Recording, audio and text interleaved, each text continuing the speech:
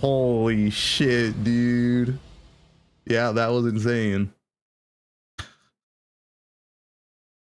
Two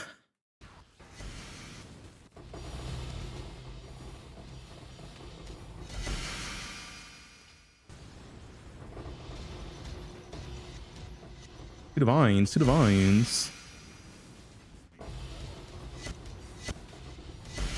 Damn. We have people in this map. Whoa. Wait, that was from the big loot pile. What the? Hey guys.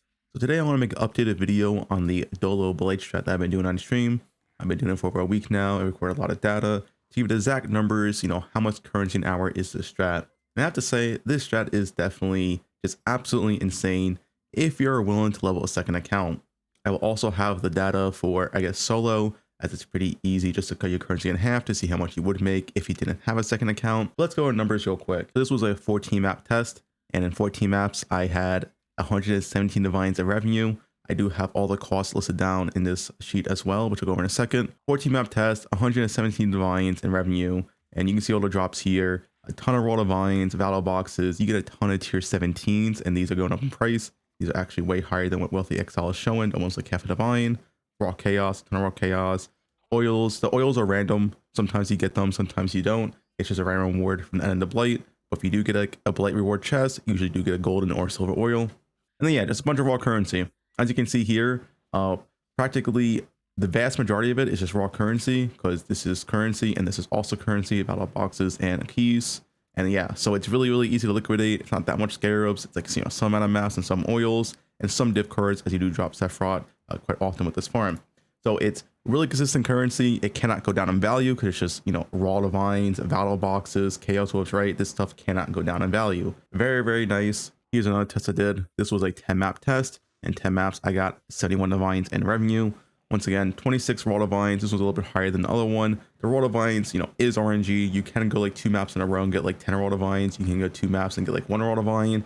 Overall, I still think it's around like 20 plus raw divines an hour, which is extremely good. Same story here, where most of it is just raw currency, and then plus maps and some scarabs.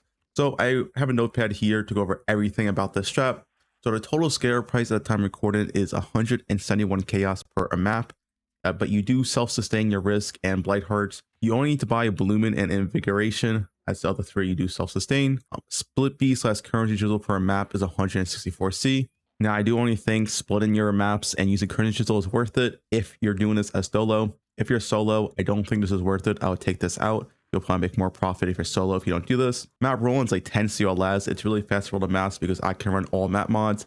This depends on your build. If you can't run all map mods, then it's going to cost more to roll. Something to note, the cost here does not count tier 60.5 dunes. 1, because you self-sustain, and 2, Wealthy Exile does not properly track tier 16.5s. It counts them as 3 chaos, which is just wrong for us. They're worth way more than that. Yeah, roughly the total cost of 1 map is 345 chaos at the time recording, or roughly 1.6 divines. Also note, the revenue here doesn't count any spare tier 60.5s. You over sustain, so you can sell your spare tier 16.5 dunes or other tier 60.5s, uniques and corrupted uniques, and lucky drops. I drop 1 lock every day, but it's actually expected, but it's not counted in this profit per hour. Also, it does not count like dust value as well. I self-sustain my 25 mil dust for every single 50 mil boat I do, which also adds up, as I believe 1 mil dust is worth 1 divine right now. But that's not counted in this profit as well. Yeah, these were the 10 map tests and the 14 map tests, which I just went over. But essentially, the profit was 55 divines in 1 hour 10 minutes, or roughly 47 divines an hour. The second test was 95 divines in 1 hour 42 minutes, or roughly 56 divines an hour. Now, keep in mind, none of this profit tracks the tier 60.5 dooms, the uniques for both Dustin and Stellan.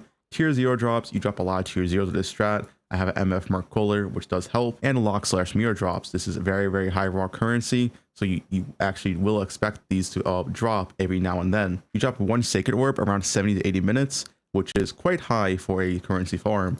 I drop a lock every day doing this blood strat so far, which is expected if I'm dropping, 6 to 8 sacred orbs a day. Last time I checked, it's around 7 sacred orbs for 1 lock. So if you're dropping like 7 sacred orbs per day, you can expect 1 hidden course lock drop per day. So I do have some more math down here. If you did want to average out auto lock / mirror RNG and dust / tier 0 value, then the farm is well over 110 divines an hour. This was rough math. I didn't bother to spend all the time here because mirrors are very, very RNG, but you definitely can expect to drop locks. I think I've dropped 4 or 5 locks doing this now.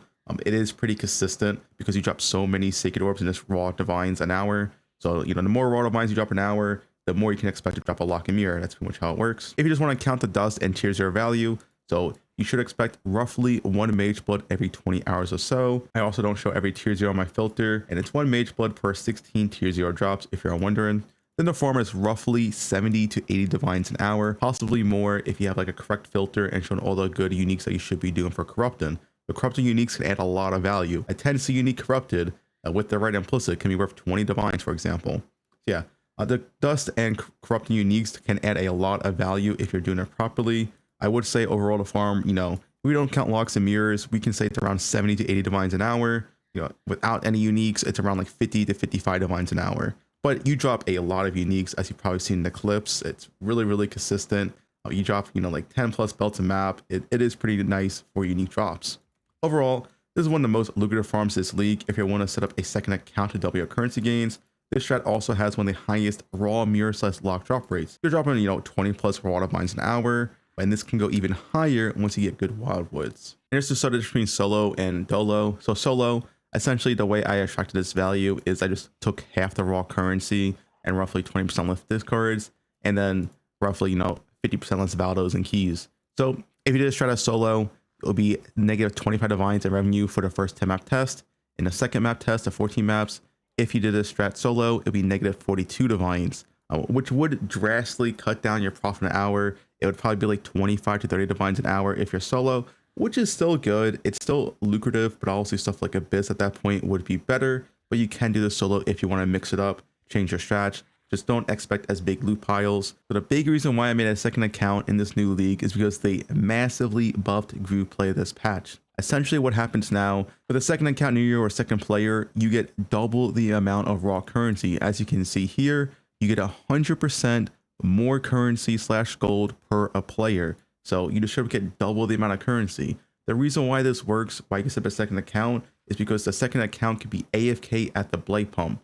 For this currency bonus to apply, they have to be within roughly 13 meters of the monster death. Now, there's not that many activities you can do where you can have an AFK account and then them also be within 13 meters of a monster death. Blight is one of those few activities. For example, like Abyss and like tier 17, unless you control 2 accounts all the time, there's no way that second account is going to be within the Abyss all the time. So what I do, I set up my account at the Blight pump, I keep in there AFK, and then I get double the amount of raw currency for more or less free. Doesn't really cost anything besides just getting a second account up and running, which is free to do in Path of Exile because there's no cost to making a second account.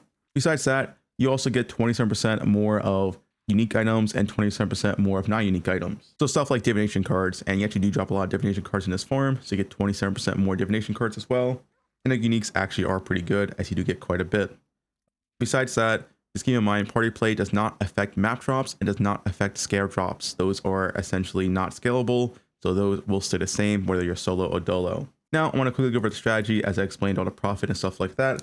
Essentially, you're doing 2 risk, 1 blight heart, 1 bloomin, and 1 invigoration. This is definitely by far the best scare setup. I've tried so many scare setups and nothing even comes close to this. With invigoration, you want to spam the empowering towers, preferably only stay at rank 3. You can make a single rank 4 if you want.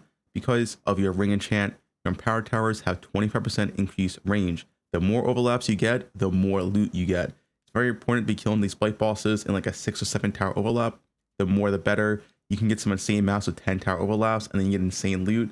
It's very, very important to have as much overlaps as possible with your empowered towers on the enemies, or more importantly, the boss. Now, if the risk scarab is too hard for you, you can replace it with 2 whip scarabs. This will result in less profit an hour, but it should be a lot easier than doing 2 risk. Not every build can handle all map mods. My build can. In terms of how you roll your maps and how you actually split them as well. So splitting them is worth it because currency chisels are worth so much. Essentially, you use your 4 currency chisels on any map, then go to your beast, and then you split it.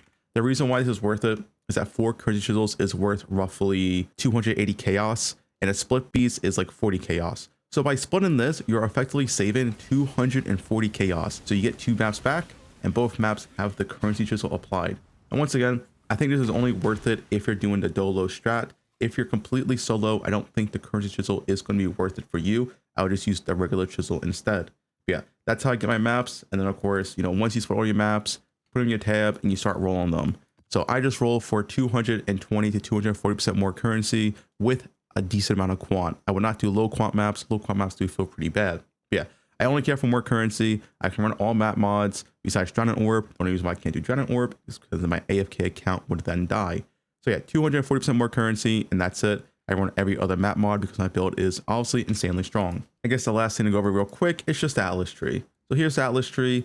Very importantly, we are taking Sellers of Calgar here. The reason for this is for the Bismuth. Bismuth is very strong. It adds additional modifiers on magic and rare monsters, which means bonus loot.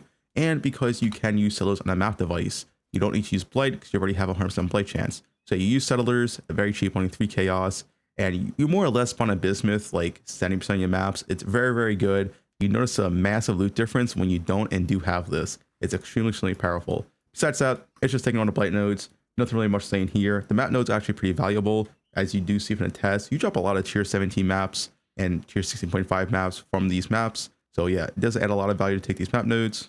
Now with your spare points, you're just taking whatever Scarab nodes you can.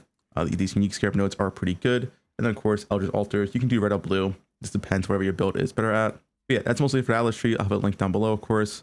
The only unique thing here is doing Settlers, because yeah, Settlers with Bismuth is very strong in this league.